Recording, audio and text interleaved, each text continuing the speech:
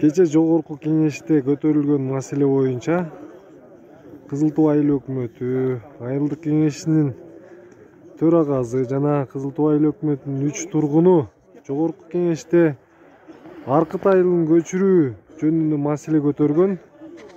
Ага каршы мына Аркыт айылынын тургундары чогулган. Ошого мына Аксы районунун акими Замир аке мына Аркыт айылына келди. Бүгүн 14 декабрь саат 10:50 өттү. Куш келипсиз. Баарыңар сүйлөнгө. Кимдер кол көтөрсөңөр ошоңор сүйлөйсүңөр. Анан менин өзүм да ооруп атам азырчы. Үн жакшы эмес. Азыр айыл өкмөтүн айттым да, кеп калып сөздү баштасак анда.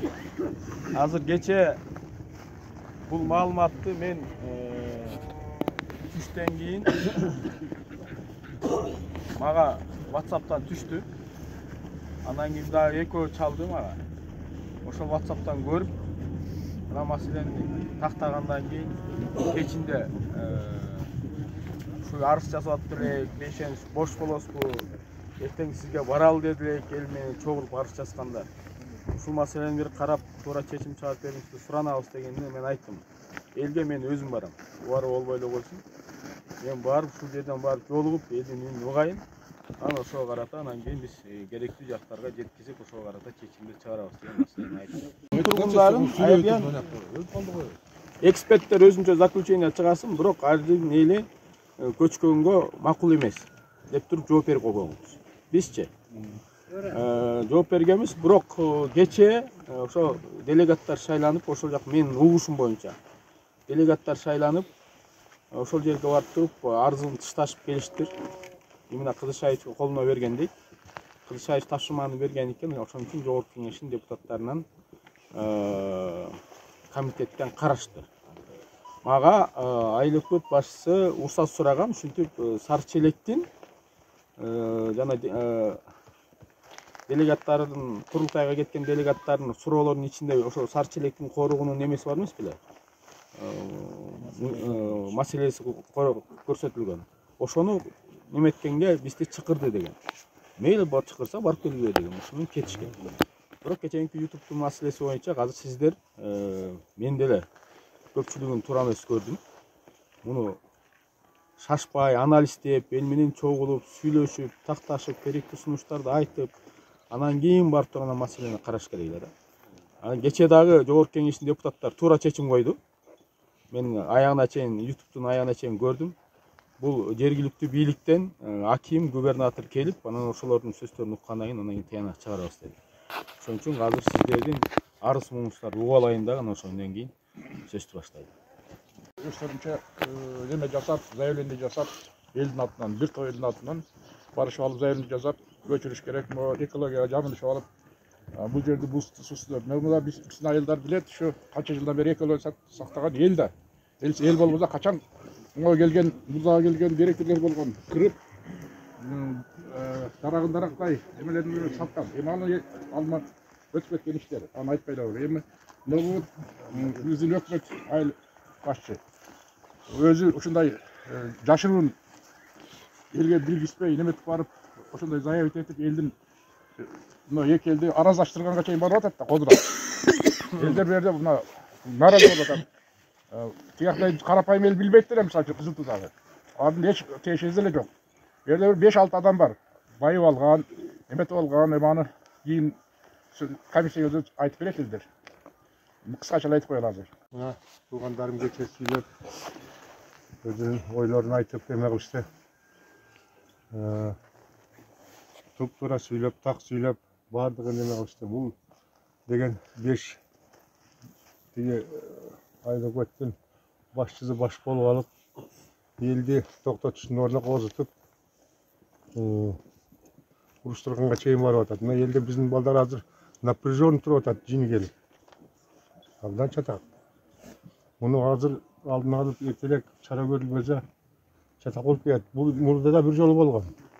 Көчүп келишип ушерден араң таратканбыз. Кой койлоп атып, ортого түшүп атышып. Бул кайсы жылдары болду эле? Бұл жоқ, 12-ші жылы. Бастырып кирген, а? Келген үш жерге. Эми мен айтайын дегенім бұлар өзін аябай эмесестиришип атат да. Бұлар şu жерден көчүп кеткендердин бір экөө балдары бар. Ошонун арасында. Мына Тибетте жашачу элек, Тибеттен бияка көчүрдү. Ал убакта Союздун убагы. Мамлекет сен кет, наркы берки деген болбогон. Орустар болгон ал убакта. Бүт башчылары орус болгон. Ошолор бизди кетирбеген. Бияка өтүп жашагыла десе, биз тияка барып жакшы жашайбыз. Тамак алабыз, мал багабыз, жакшы жашайбыз. Жакшы жашады, действительно бизден жакшы жашады. Тиги жогору жактан коз зонага көчүрдү. Үй берди, участка берди, көмбөдү кетип калышты. Анан бу жерде чыдагандар калды.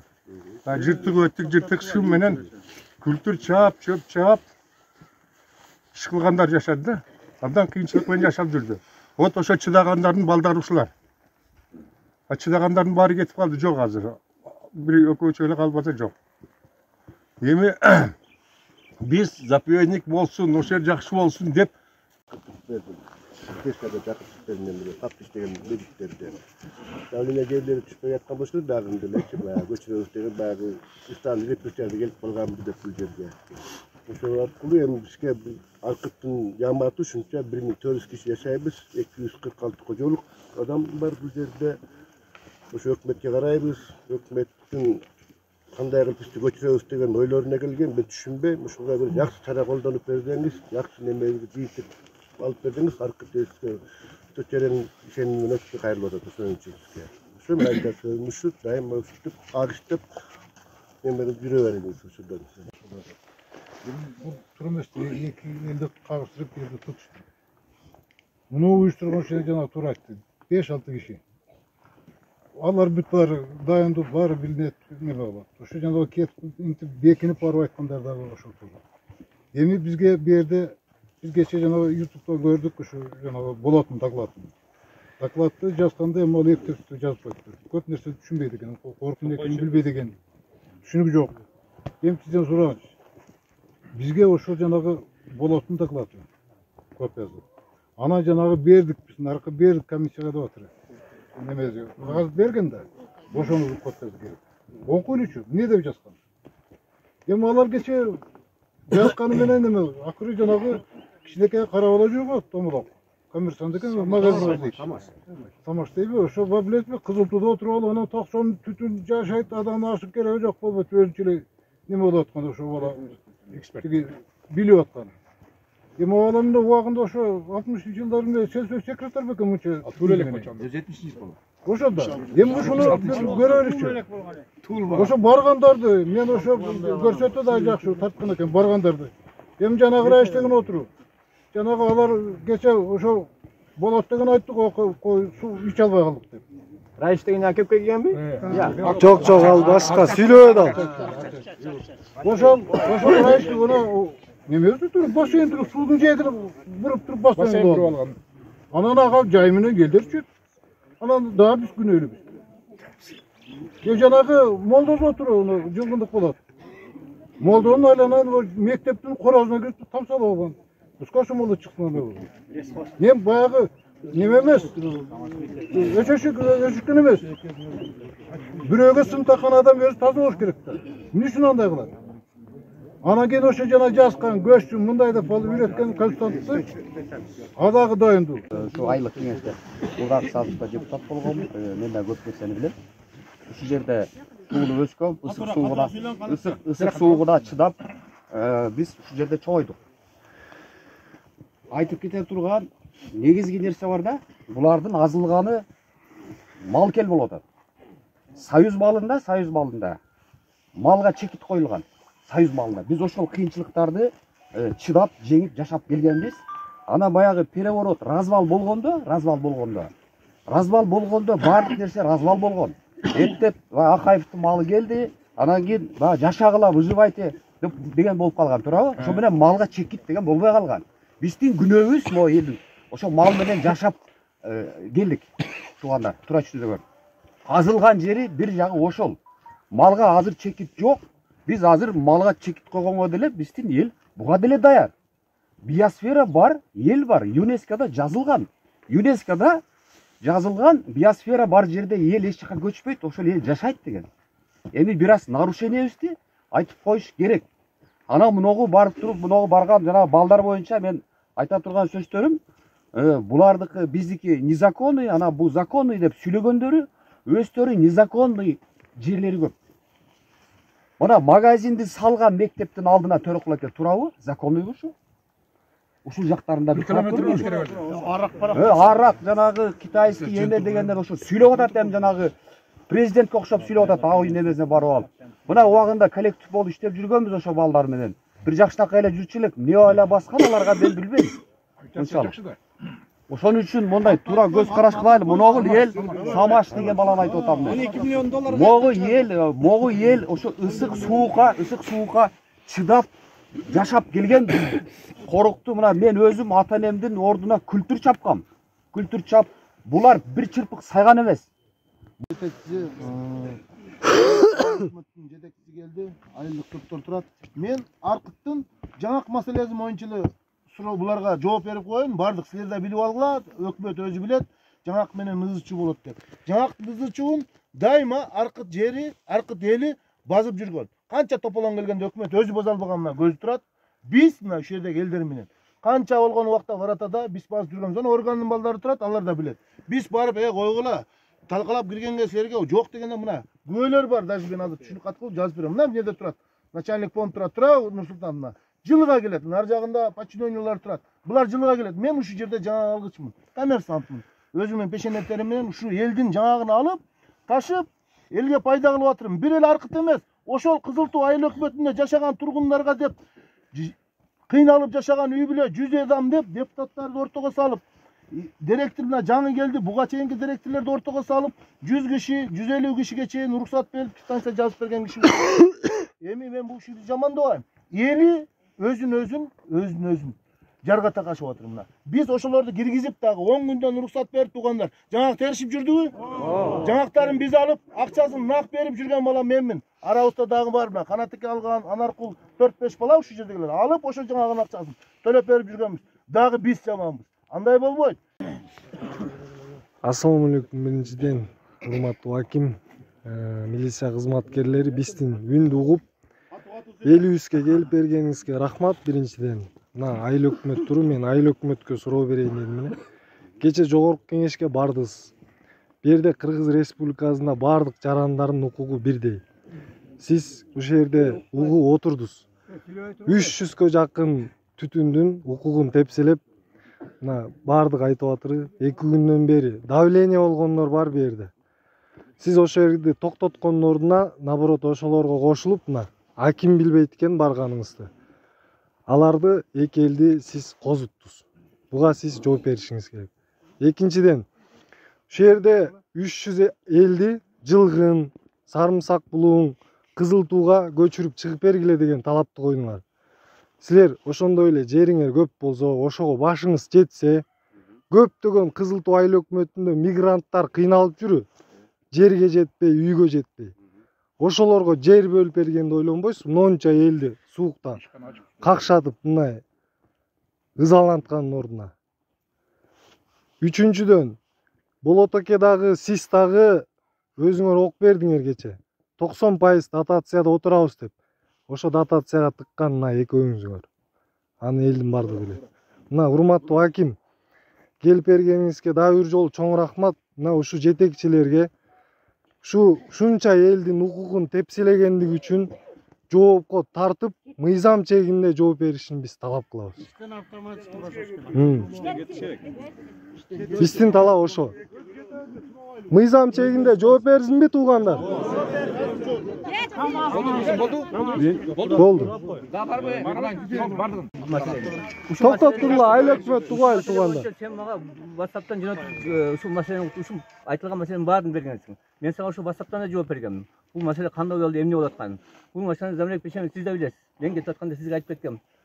Тиги орун басарга да айткам. Замирек Пешенов жогорку кеңештин комитетинде ушундай чакыр болуп атат. Кайрылуунун негизинде ошо өкүлчүлүктү кайрылган өкүлчүлүктөрүн өзүңүз баш болуп келдиң деп тынчтык деген бала чакырган. мен ошону сегизинде сизге да айткам. Мен кетип мен атам. айткам. Кетип атам. Ушул маселе боюнча Курултайдагы делегаттардын берген суроолору боюнча Сарчелектин немеси. Себеби ошондогу эмени кайрылуудун негизинде жергиликтүү элдин жана кайрылуусун депутаттар апарган экен. Апарып ошо курултай делегаттар берген экен. Ошо жогорку кеңештин депутаттар айлык кеңештин депутаттары элде жазган койсоң. Токтоп туруң. Айлык кеңештин депутаттары.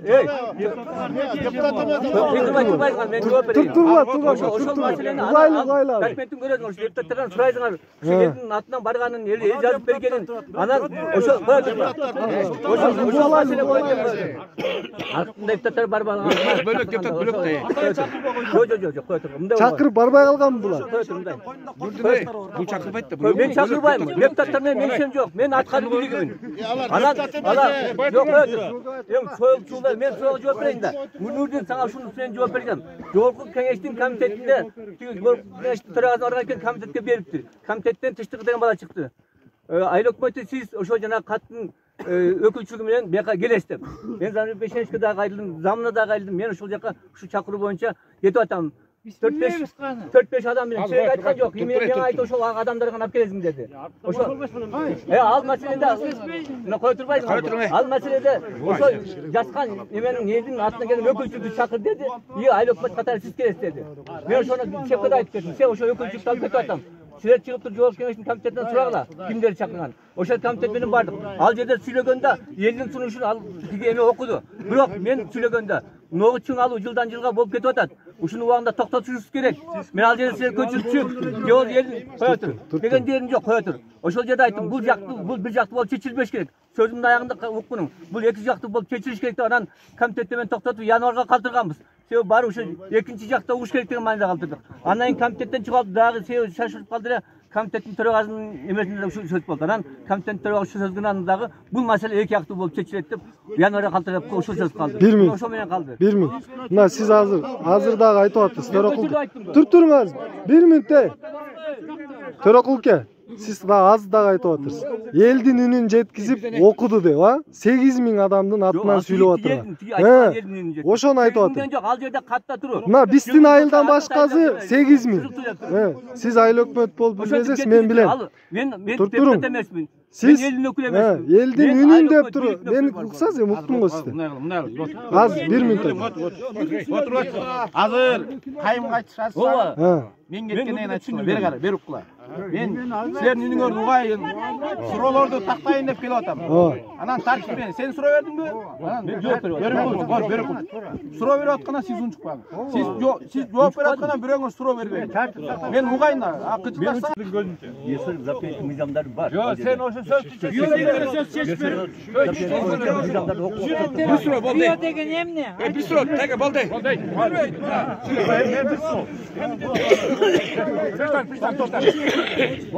Төрөкулке. Биосфераны билбесеңиз, мына Аркыттын жөн эле окуучулары биосфераны билет. Биосфера деген, биос деген бул жашоо дегенди билдирет. Сфера деген бул билесиңер шаар. Бул коом менен, эл менен жандуу жаныбар жаратылыштын чогулушуп, айкалышып жашоосу дегенди эле маани билдирет. Өзүңүз түшүнүңүз болду. Эми сизге суроо. Мына өкмөт башчысыз. Сиз ошол жерде сессияда отурдуңуз. Майли жана Самаштар жөнөкөй депутат экен, мага тиешеси жок дедиз, туура. Майли тиешеси жок болду. Алар айтты, ошо жөн эле көчүрүп чыгабыз, анан алар мыйзамсыз деди. Ушул сөздөрүнө сиз чыгып, өкмөт катары жок, могул жер депутаттар урматтуу. Могул жерлер туура эмес айтты, бул туура эмес айтты деп эмне ошолорду тыйган жок. Ошого жооп берип коюң, токтоң. Сиз аларды колдоп сүйлөдүңүз. Жооп берип коюң. Суроо бүттүбү? Бүттү. Жооп болду, эми жооп бер. Урматтуу депутаттар, комитетте караганда биздин маселе эң акырында карап 1:30 башталды. Ошол маселенин эң акырында жанагы 3 мүнөткө сорго жетишип, анан комитеттен чыккандан кийин мен комитеттин аягында да ушу жетишип калайын деп айттым. Бул маселе сөзүм айткан, бул маселе бир жактуу болуп каралбаш керек. Бул маселени эки жактуу каралыш керек деген акыркы сөздөрүмдө бар. Мен сөзүмдө бар, сөзүмдө бар. Мен сөзүмдө бар. Анан чыккандан кийин айттык. Чыккандан кийин себеби айыл жетишпей калды эле, кайра комитетке Кенжебаевдин комитетине келдик. Мына ошол жерде ушу сөздөр болду. Кайрадан бул маселени айттым го. Кайрадан башында карап чыкпаса болбойт.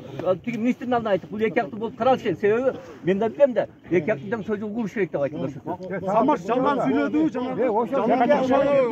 Эки актама деген сөз үч жерде келтириш керек эле. Жердин аркыттан бир депутаты жок дегенде. Ай, ошол чоң трибунал, ыйык трибуна. Ал жерден айтып аткандай, Ногул айтып аткан сөзүңүздөр туура эмес. Бир аркыттык депутатты, элдин депутаты ушунча голос алган, элдин депутаты келип ушул жерден сүйлөсүн деп койсоңуз болот эле да. Ооба, кача. Тура туугандар. Эң туура. Дух нагат, окшош болуп калды менин сөз.